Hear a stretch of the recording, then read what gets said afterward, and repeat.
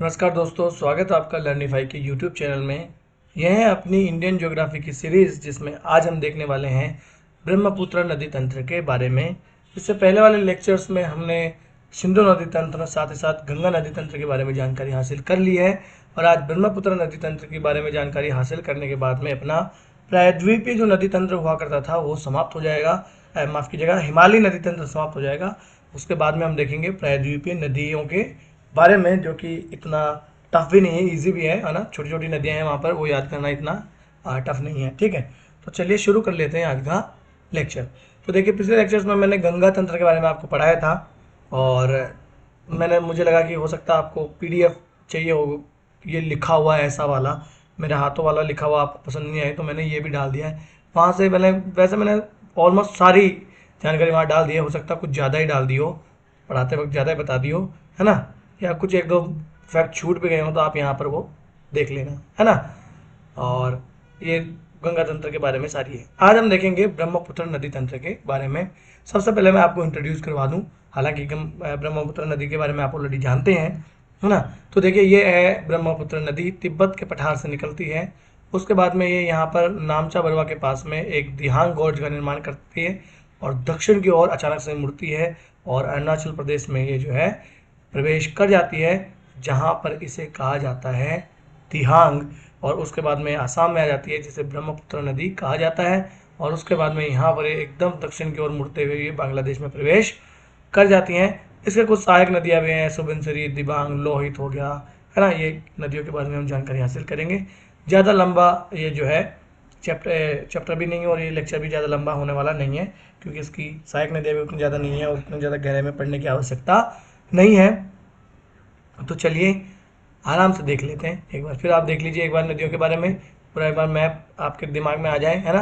ये देखिए, यहाँ पर है सिक्किम, यहाँ पर ये है यारलांग सांगपो, सांगपो जिसे तिब्बत में कहा जाता है, किसे, ब्रह्मपुत्र को कहा जाता है। उसके बाद में ये नदी देखिए इधर से होती हुई अरुणाचल प्रदेश, फिर आसाम में, और फिर इस प्रकार से बांग्लादेश में प्रवेश कर जाती है। यहाँ पर गारो खासी जयंतिया मेघालय का पठार है, यहाँ पर जो है अपना हिमालय है ये, है ना। तो इस प्रकार से हिमालय और इसके बीच में ये बहती है। ये इसके कुछ सहायक नदियाँ हैं। ठीक है, चलिए हम इनके मैप पे काम नहीं करेंगे, हम अपना मैप खुद बनाएंगे। आप तो जानते ही हैं हम किसी की मैप के मोहताज नहीं हैं। तो चलिए, ये अपना हो गया सिक्किम। सिक्किम के बाद में देखिए ये हो गया भूटान वाला पार्ट, और इसके बाद में ये अरुणाचल प्रदेश वाला पार्ट शुरू हो जाता है। और ये अरुणाचल प्रदेश है और ये मणिपुर हो जाता है, नागालैंड, मणिपुर हो गया,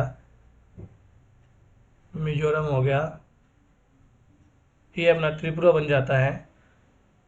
उसके बाद में ये यहाँ पर जाता है, ये अपना चिकन स्नैक बन गया यहाँ पर, और ये फिर ये बांग्लादेश जो है आ जाता है। अब समझ गए पूरा।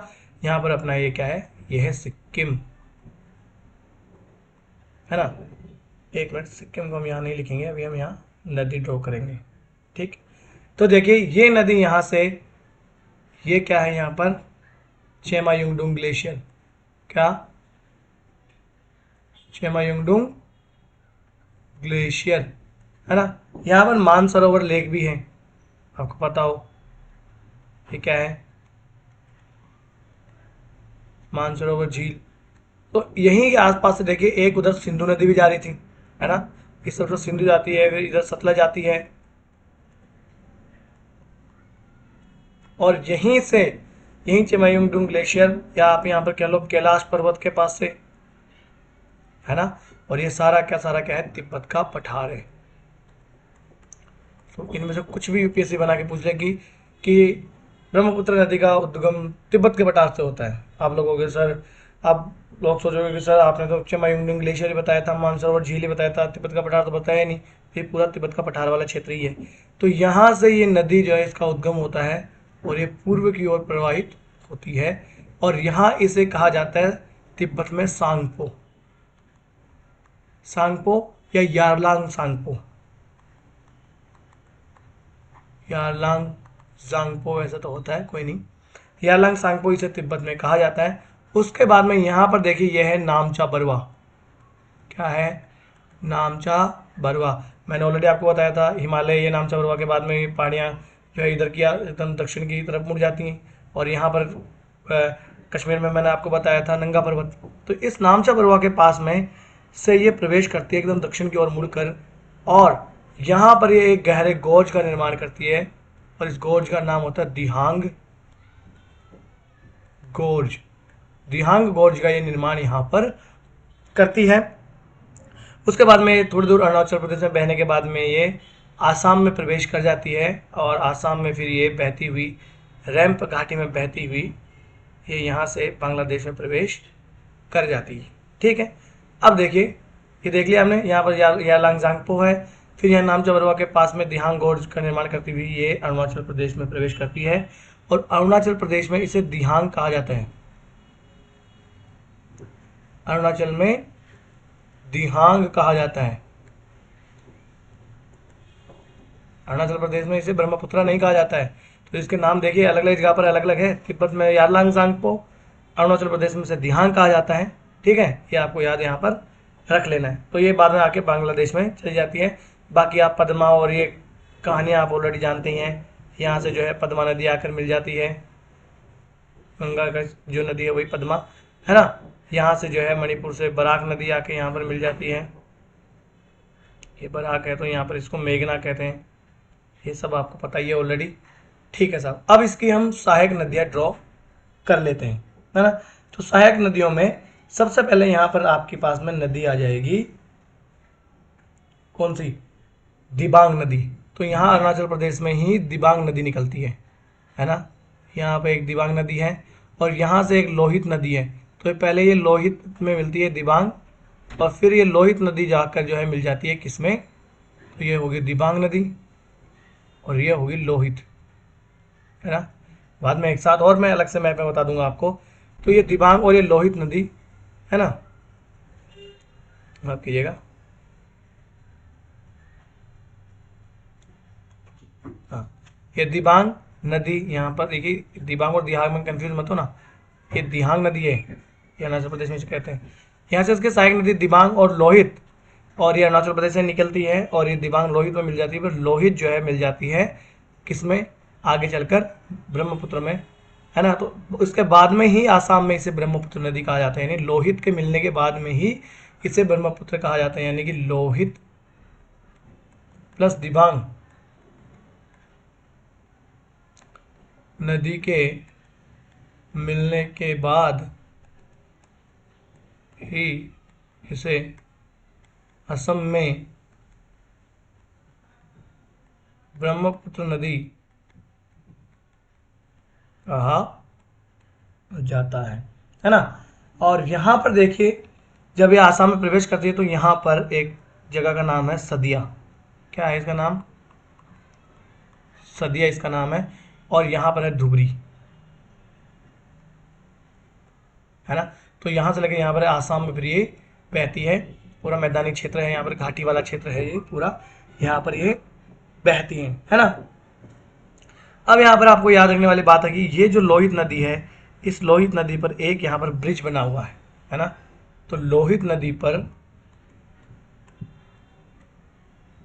एक पुल बना हुआ है जिसे कहते हैं भूपेन हजारिका, भूपेन हजारिका पुल। पहले इसका नाम जो है वो क्या हुआ करता था, सदिया, ढोला सदिया इसे कहा जाता था। क्या, ढोला सदिया ब्रिज इसे पहले कहा जाता था, बाद में इसे भूपेन हजारिका ब्रिज भी कहा जाना लगा। तो इस लोहित नदी पर ही यहाँ पर ये भूपेन हजारिका या ढोला सदिया पुल जो है वो बनाया हुआ है, और ये भारत का सबसे बड़ा आप कहो तो नदी पुल है ना। कितना कितना लंबा है, तो 9.15 किलोमीटर, यानी आप कहोगे 9 किलोमीटर के आसपास ये लंबा है ना। और इस लोहित नदी को एक और देखने से खूनी नदी भी कहा जाता है, क्योंकि यहाँ पर है ना लाल मिट्टी यहाँ पर पाई जाती है, इसलिए इसको लोहित नदी को खूनी नदी भी कहा जाता है। देख लिया यहाँ पर। उसके बाद में अगर हम देखें तो यहाँ से एक नदी और निकलती है, इसका नाम है बूढ़ी दिहांग, ये भी कहाँ से निकलती है? अरुणाचल से। तो बूढ़ी दिहांग एक नदी और इसकी सहायक नदी होती है ना। उसके बाद में अगर हम देखें तो यहाँ तिब्बत के पठार से एक नदी निकलती है सुबनसिरी, है ना, ये तिब्बत का पठार है और इस तिब्बत के पठार से एक नदी निकलती है यहाँ पर सुबनसिरी इसका नाम है। तो ये सहायक नदी अभी आप देखते जाना, तिब्बत के पठार से एक नदी निकलती है जिसका नाम है सुबनसिरी और वो भी आपका यहाँ पर मिल जाती है। यहाँ पर देखिए एक आप कहो कि द्वीप बने हुए हैं, इस नदी में द्वीप यहाँ पर बने हुए हैं, तो इस द्वीप का नाम है माजुली द्वीप। क्या नाम है इसका? माजुली द्वीप। इस माजुली द्वीप के बारे में मैं बता दूं आपको, तो ये भारत का सबसे बड़ा नदी द्वीप है, यानी समुद्र में द्वीप आपने सुने होंगे, परंतु ये भारत का सबसे बड़ा नदी द्वीप है माजुली द्वीप, ठीक है। और इसके बारे में आपको जानने वाली बात यह है कि ये एक जिला भी है, इसको असम सरकार ने कहाँ पर है? तो ये आसाम में है और ये एक जिला भी है ना। लगभग 1 लाख के आसपास यहाँ की जनसंख्या है। और यहाँ पर एक याद रखने वाली बात है, क्योंकि ये नदी के बीचों बीच में है और यहाँ पर हर साल बाढ़ का इसके जो है वो उपजाऊ मिट्टी मिलती रहती है, इसलिए यहाँ पर धान की खेती बहुत होती है इस माजुली द्वीप पर। तो भारत का सबसे बड़ा नदी द्वीप है, ये एक जिला भी है और धान की खेती यहाँ पर होती है। और गिनीज बुक जो होती है ना, गिनीज बुक में भी इसका नाम है, किसका? माजुली द्वीप का। तो ये माजुली द्वीप के बारे में हमने जानकारी हासिल कर ली है। उसके बाद में इसकी और दूसरी सहायक नदियों के ऊपर हम आए अगर, तो यहां से देखिए एक नदी निकलती है धनसिरी। कहां से? यहां से एक नदी निकलती है धनसिरी, और ये धनसिरी कहां से निकलती है? तो नागालैंड से निकलती है ना। ऐसे ज़्यादातर इसकी सहायक नदियों पे क्वेश्चन ऐसे नहीं आएंगे कि ये कहाँ कहाँ से होके बहती है। नागालैंड में अगर हम देखें, एक पर्वत है जिसका नाम है लेसांग पर्वत, लेसांग पर्वत से ये निकलती है नागालैंड में धनसिरी। तो ये धनसिरी, सुबनसिरी, ये सब इसकी सहायक नदियाँ हैं। यहाँ से ये बूढ़ी गंगा जा रही है ना, ये इसकी सहायक नदियाँ हैं, ठीक है ना।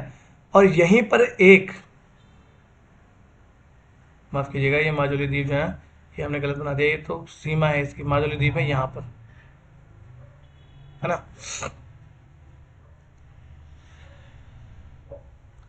तो ये माजुली द्वीप जो है वो कहाँ पर है? ये माजुली द्वीप है यहाँ पर, ठीक है। उसके बाद में अगर और इसकी सहायक नदियों के बारे में हम देखें, और उसके पहले हम देखें तो यहाँ पर देखिए एक और ब्रिज है जिसका नाम है बोगीबील, है ना। तो इसका नाम है बोगीबील द्वीप, है ना। इसका नाम क्या है? बोगीबील द्वीप, बोगीबील ब्रिज इसका नाम है। तो ये बोगीबील ब्रिज भी इसके ऊपर है और ये लगभग आप देखें तो लगभग 4.94 किलोमीटर लंबा है, ये 4.94 किलोमीटर लंबा है ये बोगीबील ब्रिज। तो ये भी आसाम में है और कौन सी नदी पे? ब्रह्मपुत्र नदी पर ही है। उसके बाद में यहाँ से देखिए एक नदी निकलती है तिब्बत के पठार से ही, यहाँ पर भूटान है तो भूटान के पास से ये नदी निकलती है, मानस नदी, मानस नदी यहाँ पर निकलती है ना। थोड़ा खिचड़ी से हो रही है पर कोई नहीं, क्योंकि मैं आपको समझाते जा रहा हूँ इसलिए आपको समझ में आ जाएगा। ये मानस नदी, यहाँ पर रॉयल मानस जो टाइगर रिजर्व है वो भी यहाँ पर है। और उसके बाद में भूटान, उत्तरी भूटान से ही यहाँ पर जो है, उत्तरी भूटान से ही यहाँ पर एक नदी और निकलती है जिसका नाम है संकोश नदी। संकोश नदी भी इसकी सहायक नदी है, ठीक है। उसके बाद में यहाँ से ये जो है यहाँ पर जेमू ग्लेशियर है और ये जेमू ग्लेशियर जो है यहाँ से निकलती है तीस्ता नदी। ये क्या है? जेमू ग्लेशियर। तो कहाँ है ये? सिक्किम में, वहाँ से निकलती है तीस्ता नदी और ये जाके बांग्लादेश में जाके फिर ये मेघना, माफ़ कीजिएगा, जो ब्रह्मपुत्र नदी से जाके बांग्लादेश में ये मिल जाती है ना। ये सब कुछ आपको पता है ना। फिर यहाँ से अगर हम देखें तो और नदी एक निकलती है मेघालय के पठार से, है ना। तो यहाँ पर देखिए मेघालय का पठार था, यहाँ पर मेघालय के पठार से एक नदी निकलती है जिसका नाम है कामपिली नदी, है ना। कामपिली नदी मेघालय के पठार से निकलती है। तो इतनी सारी इसकी सहायक नदियाँ हैं, है ना। ये हमने इसमें पूरा का पूरा देखे है। बाकी इसके बारे में जो भी जानकारी है वो आपको पता ही है कि भाई ये बांग्लादेश में प्रवेश करती है तो जमुना कही जाती है, ये गंगा प्रवेश करती है तो पद्मा है, कौन सी नदी मिलती है तो क्या कहलाती है, ये आपको पता ही है। अब ये इधर बहुत सारा ये हो गया, मैं आपको फिर से जो है नए पेज पर ये बता देता हूँ।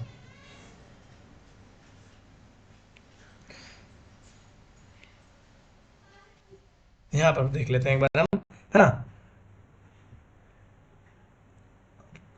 मैप बनाए दोबारा से, मैप बना लेते हैं, कोई नहीं। ये हमने बना लिया बस सिक्किम वाला पार्ट, है ना। और ये भूटान वाला पार्ट आ गया अपना। फिर ये अरुणाचल प्रदेश वाला पार्ट अपना शुरू हो गया।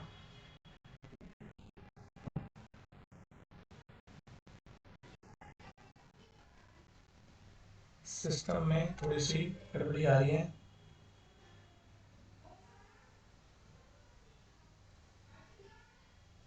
नागालैंड मणिपुर वाला पार्ट आ जाता है।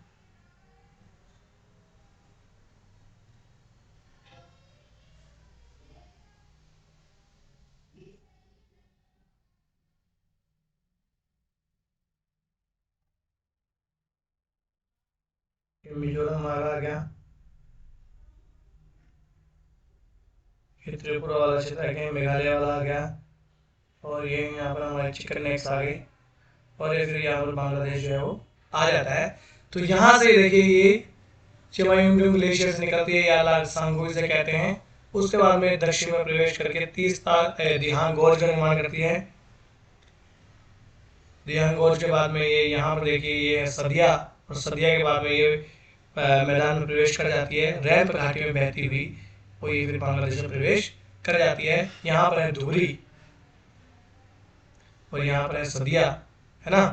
तो यहाँ पर रैंप घाटी में बहती है। रैंप घाटी का मतलब आपने वो रैंप पे कैट वॉक करते हुए नहीं देखी कुछ कन्याओं को, तो यहाँ पर देखिए वो रैंप एकदम पतला सा होता है ना और लंबा सा होता है। इस प्रकार से देखिए यहाँ पर तो क्या है,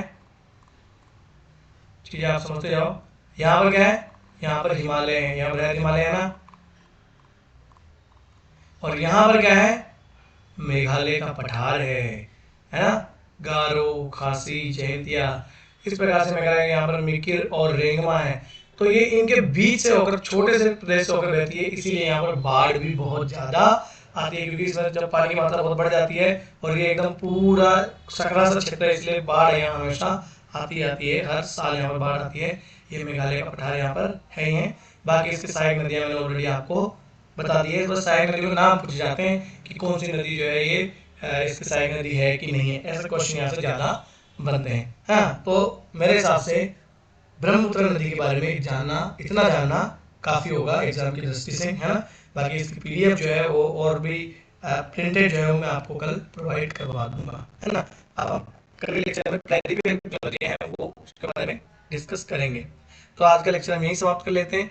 इस लेक्चर की अगर आपको पीडीएफ चाहिए तो आप जाइए लर्निफाई अनलॉकिंग नॉलेज के नाम से टेलीग्राम पे अपना चैनल है, यहाँ से आप स्कैन कर सकते हैं और डिस्क्रिप्शन बॉक्स में लिंक भी दिया हुआ है।